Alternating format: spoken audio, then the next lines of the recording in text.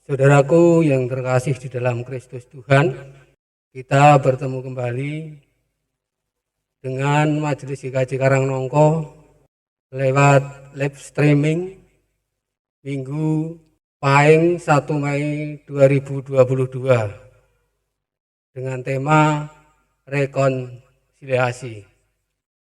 Marilah kita masuk di dalam panggilan ibadah. Dan kami mohon jemaat untuk berdiri. Saudara-saudaraku, Kristus sudah bangkit mengalahkan maut. Karena itu, marilah kita masuki ibadah Minggu Paskah yang ketiga ini dengan sukacita. Mari kita sambut kemenangan Kristus dengan menyanyikan Kidung Jemaat 1, bait yang pertama dan kedua, haleluya, pujilah.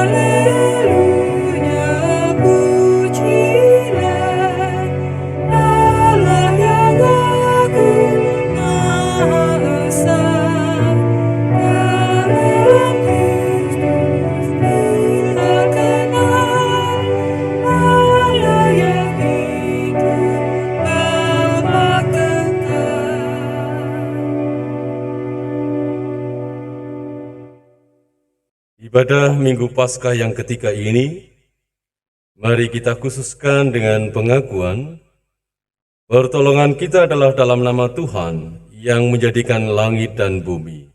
Yang kasih setianya dari kekal hingga kekal. Kasih karunia Tuhan Yesus Kristus ada pada saudara-saudara. Dan ada pada saudara juga. Silakan duduk.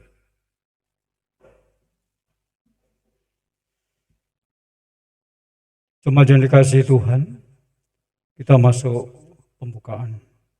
Rekonsiliasi merupakan bentuk pemulihan atas hubungan yang rusak. Hubungan yang rusak sangat mempengaruhi seluruh dimensi hidup. Kekerasan, pengingkaran, penindasan, dan tindakan kejahatan lainnya. Ataupun rasa kecewa, rasa sedih, putus asa dan marah dapat terjadi karena ada hubungan yang rusak. Melalui tema rekonsiliasi, kita diajak untuk memahami makna rekonsiliasi dan meneladani Yesus melalui kehidupan yang penuh kasih, penuh pengampunan dan penerimaan pada sesama. Tolonglah kami ya Tuhan agar berkomitmen nyata memperbaiki dan memulihkan hubungan kami dengan sesama dengan cara menghindari berpikir negatif tentang sesama kami.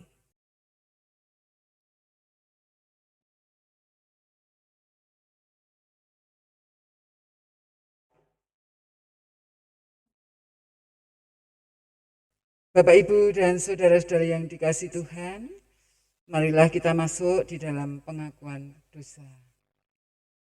Di dalam kitab Matius 12 ayat 37 sampai dengan yang ke-40, karena menurut ucapanmu engkau akan dibenarkan, dan menurut ucapanmu pula engkau akan dihukum.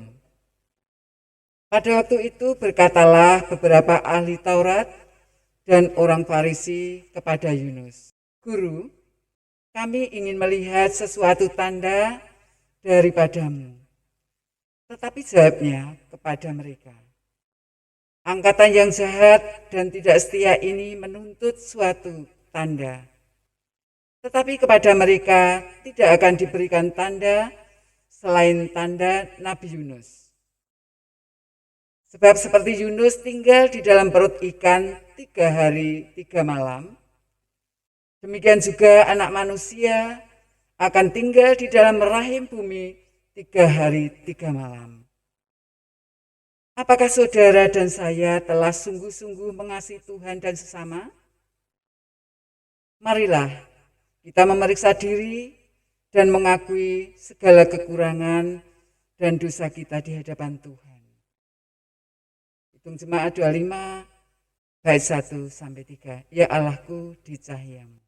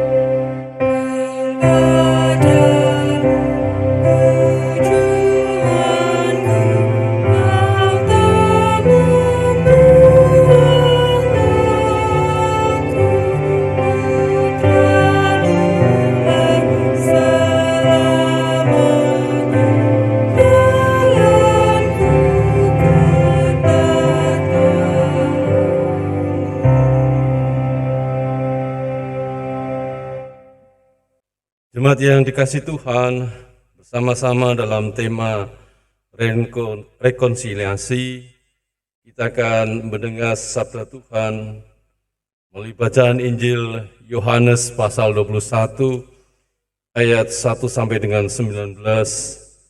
Mari kita berdoa untuk mempersiapkan hati dan pikiran kita. Bapa di surga, berfirmanlah dan ajarlah kami bergumul dalam firman-Mu dan memperhadapkan dengan kenyataan yang terjadi, supaya kami dapat menangkap apa yang menjadi kehendak-Mu dalam setiap sabda-Mu, untuk dapat kami lakukan dalam konteks hidup kami saat ini. Berfirmanlah, kami siap untuk mendengar. Di dalam Kristus Yesus. Amin. Injil Yohanes pasal 21 ayat 1 sampai dengan 19, ada 2 perikop yang disampaikan melalui Lembaga Alkitab Indonesia.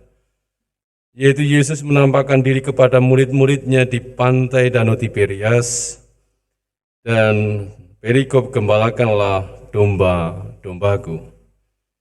Demikian kita akan mendengar sabda Tuhan.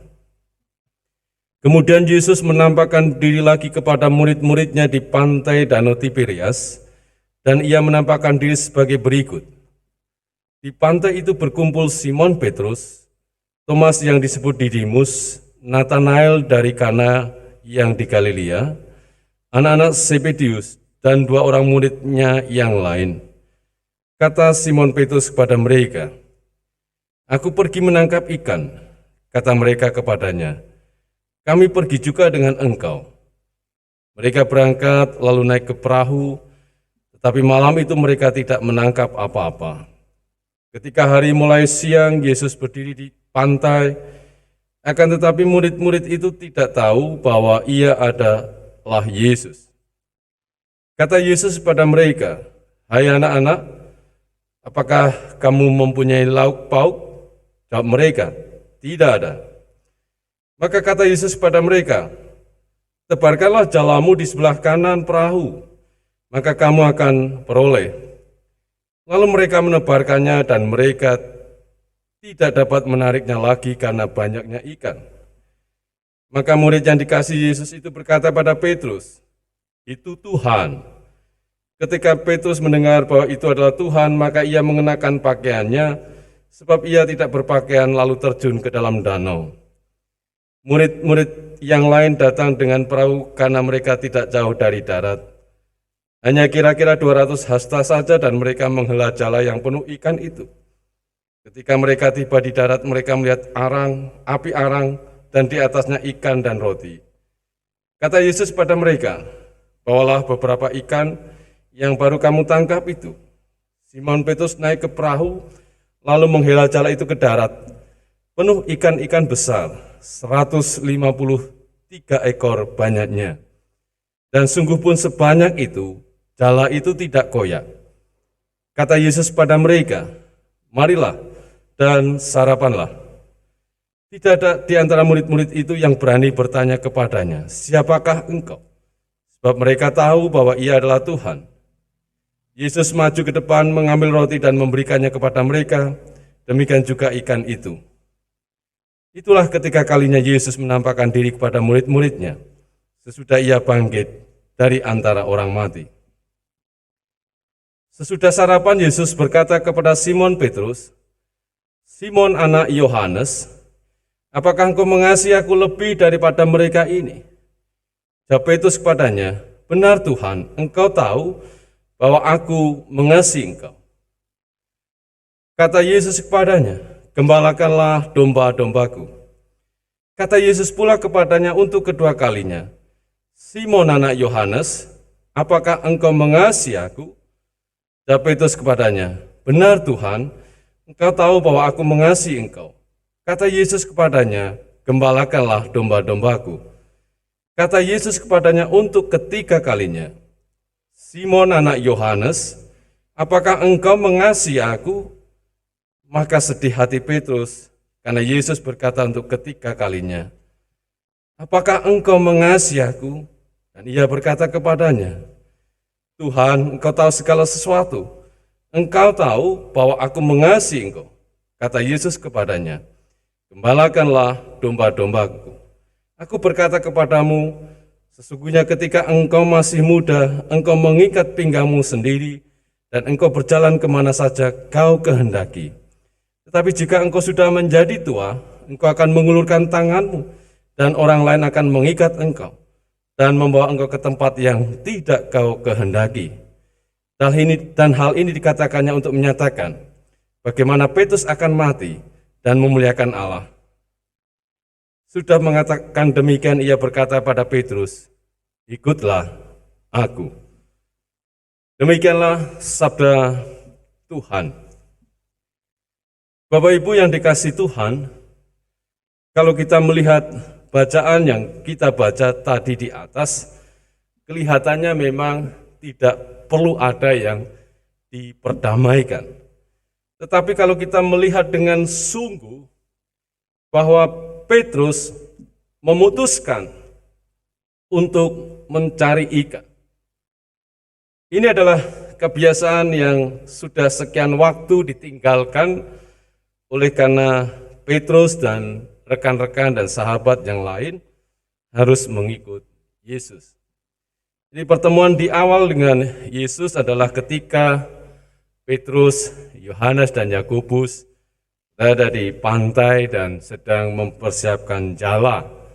Dan waktu itulah Yesus mengajak mereka untuk menjala manusia.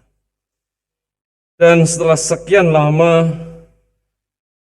karena mengikut Yesus sama-sama dalam pelayanan, mereka kehilangan Yesus. Mereka tidak bisa berdamai dengan keadaan. Mereka tidak bisa menerima kenyataan bahwa mereka tidak lagi bersama-sama dengan Yesus. Jadi yang bermasalah, yang bertikai adalah diri mereka dengan diri mereka sendiri. Mereka dengan diri mereka yang merasa bahwa ketika Yesus sudah tidak ada lagi dengan mereka, maka apa yang mereka harapkan tentang Mesias, apa yang mereka inginkan tentang Kristus menjadi sia-sia. Lalu mereka mencoba kembali ke aktivitas biasanya. Jadi ketika mereka tidak mendapat apa-apa, bukan berarti mereka tidak bisa lagi melakukan aktivitas sebagai nelayan, karena mereka dilahirkan sebagai nelayan dan hidup seumur hidup mereka sebagai nelayan. Tentunya mereka mengenal tentang danau itu dan mereka mengenal bagaimana caranya menangkap ikan. Jadi mereka pun akhirnya tidak mendapat apa-apa. Dalam hidup ketika kita berusaha semampu kita, sekuat kita, tetapi ketika pada akhirnya kita tidak memperoleh apa-apa, maka kita akan kecewa. Kita akan sedih, kita akan susah, kita akan merasa gagal, kita akan merasa tidak berdaya, sudah menjadi takdirnya, sudah menjadi nasib kita. Ini adalah juga persoalan kedua, bagaimana kita harus rekonsiliasi dengan diri kita. Berdamai ketika kita tidak mendapatkan apa yang kita cita-citakan, tidak sesuai dengan harapan yang semula kita naikkan dalam doa. Ulang kali kita berdoa, tetapi pada akhirnya jawaban doa itu jauh dari apa yang kita doakan dan kita harapkan. Akan terjadi kekecewaan, kegelisahan yang cukup mendalam. Nah, lalu kita melihat bagaimana Yesus membuat rekonsiliasi di dalam hubungan di antara mereka dan hubungan diri mereka, memperdamaikan diri mereka. Yang pertama adalah soal kebutuhan bersama. Kenapa Yesus mengajak makan? Dan Yesus tahu bahwa ketika mereka lelah, ketika mereka sudah kehabisan tenaga, satu-satunya yang menjadi kebutuhan bersama adalah makan. Jadi ketika kita ingin memperbaiki sebuah hubungan seseorang, hubungan satu dengan yang lain, hubungan di dalam keluarga, hubungan di dalam jemaat, maka carilah apa yang menjadi kebutuhan bersama, bukan kepentingan. Ini berbeda. Jadi apa yang menjadi kebutuhan bersama ketika saya dengan istri saya, ketika saya dengan anak saya berkonflik.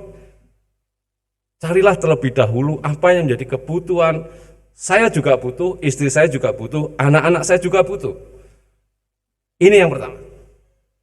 Carilah dan teruslah gali sebenarnya di antara kami yang berkonflik, di antara kami yang bermusuhan, itu apa yang menjadi kebutuhan bersama. Jadi Yesus melihat satu-satunya kebutuhan bersama di saat mereka tidak berdaya, di saat mereka lemah letih, makan. Yesus pun juga makan. Jadi untuk memperdamaikan, kita perlu mencari tahu sesungguhnya apa yang menjadi kebutuhan pertama. Yang kedua, kita akan melihat ketika Yesus sampai 3 kali menanyakan, dan ketika kalinya juga akhirnya Petrus merasa sedih hatinya. Di ayat yang ke-17, maka sedih hati Petrus karena Yesus berkata untuk ketiga kalinya. Petrus tidak menangkap pertanyaan Yesus. Tetapi kalau kita melihat konteks aslinya, bahasa apakah engkau mengasihi aku? Lalu jawaban Petrus, benar Tuhan, engkau tahu bahwa aku mengasihi engkau. Atau dalam bahasa Jawa itu remen. Kenapa Yesus menanyakan 3 kali? Karena konteks kasih yang diberikan oleh Petrus adalah kasih dengan kualitas yang masih sangat rendah. Dalam bahasa Yunani ada 4 kata tentang kasih, ya. Philia, storge, eros, dan agape. Nah, Yesus menuntut pada Petrus kualitas kasih yang lebih tinggi. Jadi Bapak Ibu, yang kedua yang kita lihat adalah ketika dalam hubungan dimanapun lalu terjadi konflik, terjadi permusuhan dan kita tidak bisa berdamai, masing-masing harus melihat kualitas kasihnya. Masing-masing harus melihat kualitas katresnanipun. Apakah katresnan kasih saya itu masih sebatas kepentingan? Hanya demi kepentingan tertentu saya mengasihi. Saya melakukan suatu tindakan kasih, saya memberikan sesuatu atas tindakan kasih karena kepentingan. Jadi kualitas kasih yang seperti ini adalah kualitas kasih yang sangat rendah. Kepentingan itu bisa menyangkut kepentingan keuntungan diri saya, kepentingan kekuasaan saya, kepentingan keluarga saya, dan kepentingan-kepentingan yang lain. Yesus menuntut lebih dari itu dalam hal supaya kita dapat berrekonsiliasi dengan sesama, bahkan dengan Tuhan. Jadi di konteks perjanjian lama seringkali kita melihat bahwa Tuhan ternyata juga bisa menjadikan umatnya musuhnya. Tuhan juga bisa menjadikan manusia itu musuhnya. Ketika kita jatuh dalam dosa, maka kita sudah menjadi musuh Allah. Dan dibutuhkan rekonsiliasi yang tidak hanya korban, yang tidak hanya persembahan, menuntut kasih yang lebih besar dengan memberikan putranya yang tunggal. Jadi ketika rekonsiliasi dibutuhkan bahkan dengan Tuhan, maka kita harus meningkatkan kualitas kasih kita. Meninggalkan kasih karena kepentingan ini, kepentingan itu, bahkan demi kepentingan pelayanan. Jadi tingkatkanlah kualitas kasih itu menjadi kasih agape, kasih yang tulus, kasih yang tanpa pamrih apapun, kasih yang tidak menghendaki kalau saya sudah berbuat baik, saya berharap beliau juga berbuat baik kepada saya. Beliau juga melakukan hal yang baik kepada saya. Tidak, kasih dengan kualitas tinggi adalah sekalipun saya sudah berbuat baik, tetapi mereka membalas dengan tidak baik, saya tetap menyatakan kasih saya. Jadi Bapak Ibu, Saudara yang dikasihi Tuhan, realitas ketika kita berkonflik dengan siapapun, bahkan dengan Tuhan, maka kita boleh melihat sebenarnya kebutuhan apa, kebutuhan bersama, saya dengan sesama, kebutuhan saya dengan Tuhan, dan yang terakhir adalah kualitas. Jangan sampai ketika kita berdoa itu ternyata keinginan, bukan kebutuhan saya dengan Tuhan. Bahkan ketika saya berdoa, ketika saya sedih, jadi saya punya kepentingan. Ketika saya susah, saya datang kepada Tuhan. Kepentingannya adalah Tuhan mengobati susah saya. Tidak. Jadi susah ataupun bahagia, kita tetap berdoa. Kita tetap menyatakan kasih kita kepada Tuhan. Kiranya Tuhan menolong kita. Amin. Kita masuk pada saat teduh. Saat teduh dimulai.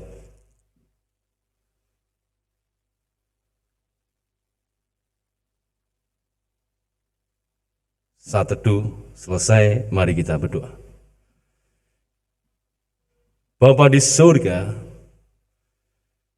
kami kadang tidak menyadari bahwa hubungan kami dengan Engkau adalah hubungan karena kepentingan. Kepentingan dijawab doa kami. Ketika sudah dijawab, selesailah. Kami tidak lagi berdoa. Ketika apa yang kami minta Engkau kabulkan, maka kami berhenti untuk berdoa. Hubungan ini hubungan yang tidak benar, karena bukan kebutuhanmu, bukan kebutuhan engkau juga. Jadi ini hanya karena kepentingan kebutuhan kami. Kami perlu meningkatkan kualitas kasih kami. Kasih yang tanpa pamrih, kasih yang tidak mengharapkan imbalan apapun, kasih yang tetap diberikan walaupun imbalannya adalah hal-hal yang buruk, hal-hal yang jahat. Engkau memulihkan hubungan manusia dengan Engkau melalui pengorbanan kasih yang begitu besar. Karena begitu besar kasih Allah akan dunia ini. Engkau mengaruniakan anaknya yang tunggal untuk menjadi tebusan supaya hubungan kami dipulihkan. Maka kami perlu meningkatkan kualitas kasih kami di dalam kehidupan kami dengan sesama, bahkan di dalam hubungan kami dengan Engkau. Tolonglah kami ya Tuhan, ketika sakit, ketika dalam kerugian, ketika dalam kesengsaraan, biarlah kami belajar bahwa di dalam hal-hal tersebut bukan hanya ingin sukses, bukan hanya ingin keluar dari permasalahan, tetapi juga menyadari bahwa Engkau ada bersama-sama kami, dalam sakit kami, dalam susah kami, sehingga bahkan kami tidak terburu-buru untuk keluar dari masalah, untuk keluar dari sakit kami. Kami bahkan menikmati kasih bersama dengan Engkau di saat kami menderita, di saat kami sengsara. Terima kasih ya Tuhan, ajarlah kami juga memahami begitu besar kasih-Mu, maka kami juga harus melakukan kualitas kasih yang jauh lebih baik hari demi hari. Di dalam Kristus Yesus. Amin. Jemaat yang dikasihi Tuhan, pada saat ini kita diberi waktu untuk mengaturkan persembahan di hadapan Tuhan. Namun sebelum kita mengumpul persembahan, marilah kita dasari dari firman Tuhan yang bersama-sama akan kita bacakan dari Mazmur 67 ayat yang ke-7 dan ke-8 yang demikian firman Tuhan. Tanah telah memberi hasilnya, Allah kita memberkati kita. Allah memberkati kita, kiranya segala ujung bumi takut akan Dia. Kasih Tuhan sungguh nyata dalam hidup kita dan berkat-Nya terus dilimpahkan bagi kita. Karena itu, marilah senantiasa hidup dengan penuh syukur. Marilah kita memuji Tuhan dari Kidung Jemaat 439, baitnya yang ke-1 dan yang ke-3. Bila topan keras melanda hidupmu.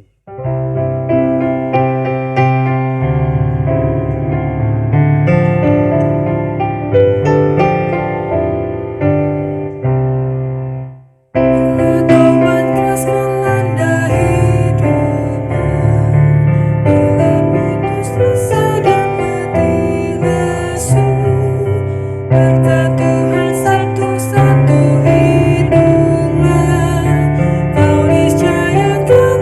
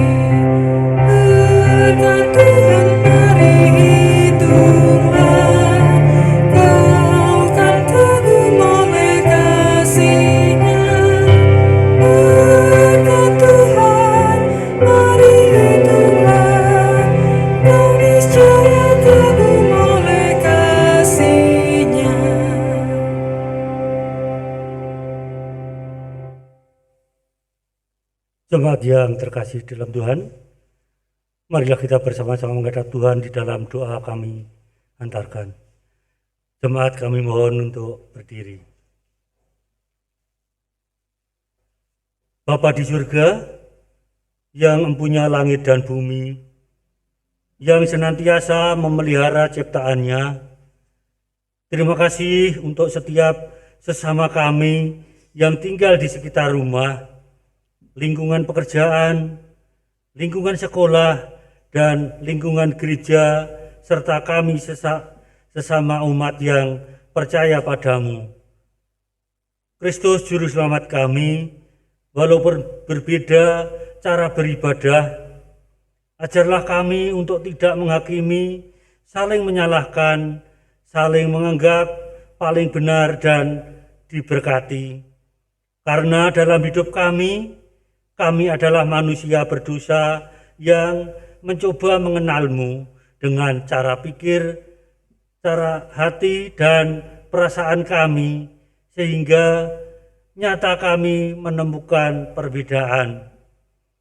Tapi sayangnya Tuhan, perbedaan itu seringkali menimbulkan konflik dan perpecahan bahkan di jemaat-Mu, di tubuh Kristus. Ampunilah kami ya Tuhan, agar dalam memberi persembahan kami sudah berdamai dengan hati dan sesama kami. Ya Tuhan, terimalah persembahan kami. Di dalam Kristus Yesus kami akan berdoa, doa Bapa kami secara bersama-sama yang demikian. Bapa kami yang ada di surga, dikuduskanlah namamu, datanglah kerajaan-Mu, jadilah kehendak-Mu di bumi seperti di surga. Berikanlah kami pada hari ini makanan kami yang secukupnya, dan ampunilah kami akan kesalahan kami, seperti kami juga mengampuni orang yang bersalah kepada kami. Dan janganlah membawa kami ke dalam pencobaan, tetapi lepaskanlah kami daripada yang jahat. Karena Engkau-lah yang mempunyai kerajaan dan kuasa dan kemuliaan sampai selama-lamanya. Amin.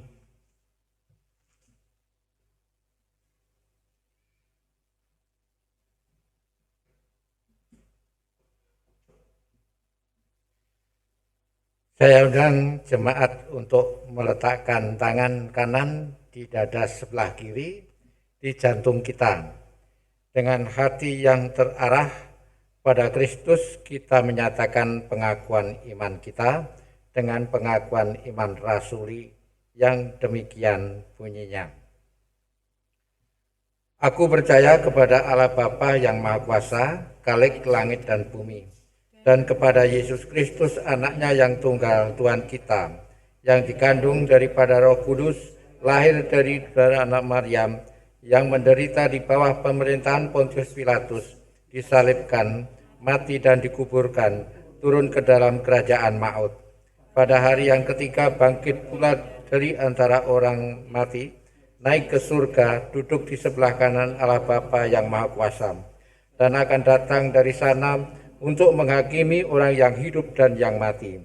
Aku percaya kepada Roh Kudus, gereja yang kudus dan am, persekutuan orang kudus, pengampunan dosa, kebangkitan daging, dan hidup yang kekal.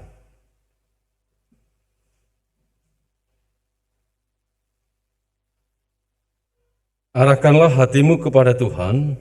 Kami mengarahkan hati kepada Tuhan. Pulihkanlah hubungan yang rusak dengan melakukan rekonsiliasi. Kami akan meneladani Yesus melalui kehidupan yang penuh kasih, pengampunan, dan penerimaan pada sesama. Terpujilah Allah, Bapa dan Anak dan Roh Kudus, yang tidak pernah memisahkan kami dari kasih-Nya sekarang sampai selama-lamanya. terimalah berkat-Nya. Tuhan memberkati engkau dan melindungi engkau. Tuhan menyinari engkau dengan wajah-Nya dan memberi engkau kasih karunia. Tuhan menghadapkan wajah-Nya kepadamu dan memberi engkau damai sejahtera.